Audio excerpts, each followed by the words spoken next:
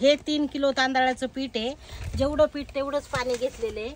आता त्याच्यामध्ये मसाला टाकतोय आम्ही। जिरं, तीळ, हिंग, पापड खार, सोडा, ओवा आणि मीठ हे प्रमाणानुसार घेतलेले आम्ही 50-50 ग्रॅम, थोडंसं वरती एक्स्ट्रा चवीनुसार। आता हा मसाला टाकतोय त्याच्यामध्ये। आता हे पाण्याला उकळी आल्यानंतर त्याच्यामध्ये पीठ टाकायचं। पीठ टाकल्यानंतर 15 मिनिटं ते तसंच शिजून द्यायचं काहीही न करता, आणि 15 मिनिटानंतर मग ते घेरायचं। आता ही पाण्याला उकळी येते। आता पीठ टाकतोय आम्ही त्याच्यामध्ये। वरतून तांदळाचं पीठ टाकतोय पाण्याला उकळी आल्यानंतर। पीठ चाळून टाकायचं म्हणजे पिठाची चुनी होत नाही। पाण्याला उकळी आल्यानंतर हे मसाला टाकला, मसाल्यानंतर पीठ टाकलेले। आता हे काही न करता 15 मिनिटं असं शिजून द्यायचे, आणि 15 मिनिटानंतर त्याची खिशी घेरायची। ही खिशी शिजली आपली। आता ही घेरायचे पीठ।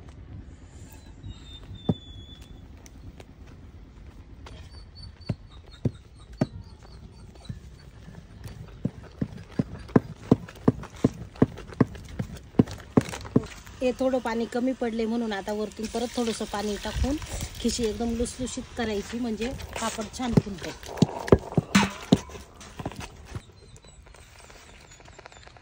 आता हे तांदळाचं पीठ शिजून तयार झालेले आहे। आता हे प्लास्टिकच्या पिशवीत काढतोय आम्ही। प्लास्टिकची पिशवी का वापरतो आम्ही, तर पीठ गरम असतं आणि पीठ मळताना हाताला चटके बसतात, आणि कापडी पिशवी घेतली तर कापडी पिशवीला पीठ चिटकून जातं, म्हणून प्लास्टिकची पिशवी वापरावी लागते। हे पहा, हाताला चटके बसतात म्हणून आम्हाला पिशवी वापरावी लागते पीठ मळताना।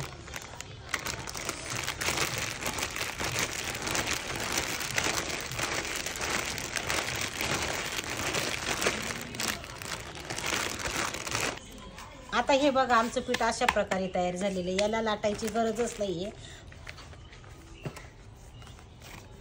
फक्त हे पीठ याच्यावर ठेवून दुसरा कागद ठेवायचा आणि प्रेस करायचं फक्त। अशा प्रकारे आमचा पापड तयार होतो। आता हे तयार झालेले पापड भाजीवर वाळत घालते। आमचा पापड बघा, साईज बघा, पापडची ऑर्डर देऊन पापड चव बघा, पापड घेऊन